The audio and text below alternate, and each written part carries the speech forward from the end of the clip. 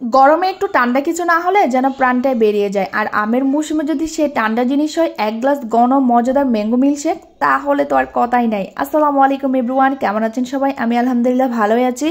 আবারও চলে এলাম নতুন আর সহজ একটা রেসিপি নিয়ে। আজকে আপনাদের তৈরি করে দেখাবো ম্যাঙ্গো মিল্কশেক। যদি আপনার হাতের কাছে থাকে 5 মিনিট সময়, তাহলে আপনি তৈরি করে নিতে পারেন মজাদার এই ম্যাঙ্গো মিল্কশেকটি।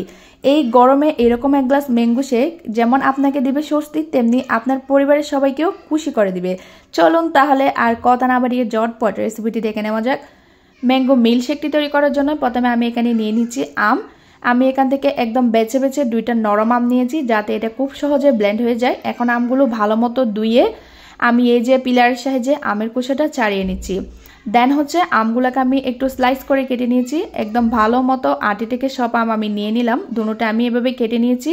দেন একটা ব্লেন্ডার জারের মধ্যে আমি আমগুলো নিয়ে নিচ্ছি। প্রথমে আমি আমগুলোকে একটু ভালো মতো ব্লেন্ড করে নিব।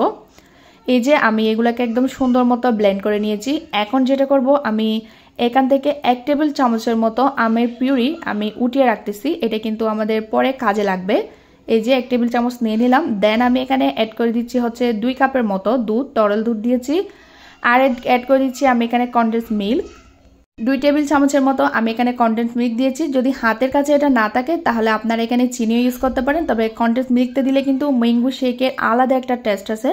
এখন যেটা করব, আমি এখানে দিয়ে দিচ্ছি আইসক্রিম 3 টেবিল চামচের মতো আমি এখানে আইসক্রিম দিয়েছি।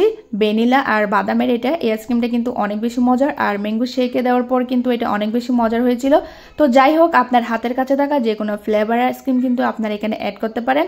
সবশেষে এখানে আমি দিয়ে দিচ্ছি বরফ কুচি, কয়েকটা বরফ কুচি দিয়ে দিলাম। এখন ঢাকনা দিয়ে ঢেকে এই যে এই সব কিছুকে একসঙ্গে খুব ভালো মতোই ব্লেন্ড করে নিব।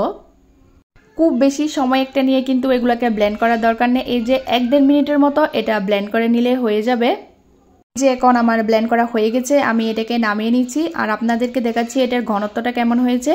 এই যে দেখতে পাচ্ছেন, এটা কিন্তু খুব বেশি ঘন আবার খুব বেশি পাতলা করে নি। অবশ্যই এটা আপনাদের টেস্ট অনুযায়ী করবেন, আপনি মানে কি রকম খেতে চান এভাবে কিন্তু এটা রাখবেন। এই যে আমার ম্যাঙ্গো মিল্কশেক কিন্তু এখন একদম রেডি। এখন শুধু এটা ঠান্ডা ঠান্ডা পরিবেশন করার পালা।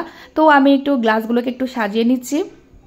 ওই যে আমের পিউরিটা রেখেছিলাম না, ওইটা এখন একটা চায়ের চামচের একটু নিয়ে আমি এখন অল্প অল্প করে গ্লাসের চারিদিকে দিয়ে দিচ্ছি, জাস্ট এটা দেখতে সুন্দর লাগার জন্য। নর্মালি কিন্তু বাসায় তৈরি করলে এগুলো দেওয়ার কোনো দরকার নেই, আমি যেহেতু ভিডিও মেক করি এর জন্য আমি দিয়েছি। দেন হচ্ছে আমি এখানে ম্যাঙ্গো শেকটা দিয়ে দিচ্ছি, উপর থেকে আরেকটু আইসক্রিম দিয়ে দিচ্ছি। এটাও কিন্তু অপশনাল, জাস্ট দেখতে সুন্দর লাগার জন্য দিয়ে দিলাম। উপর থেকে আরেকটু আমের পিউরিটি দিয়ে দিলাম। এই যে আমার ম্যাঙ্গো মিল্কশেক কিন্তু এখন একদমই রেডি। এখন শুধু ঠান্ডা ঠান্ডা পরিবেশন করার পালা। এটার প্রসেসিংটা কিন্তু একদমই সহজ। আমি একটু বেশি বকর বকর করছি, তাই আপনাদের কাছে লং কিছু মনে হবে। জাস্ট কয়েক মিনিট সময় থাকলে কিন্তু আপনারা এটা তৈরি করে নিতে পারেন। তো কেমন লেগেছে আমার আজকের রেসিপিটা অবশ্যই কমেন্টে জানিয়ে যাবেন। আমার রেসিপিটি ভালো লাগলে লাইক কমেন্ট শেয়ার করতে ভুলবেন না। সবাই ভালো থাকবেন, সুস্থ থাকবেন। আল্লাহ হাফেজ।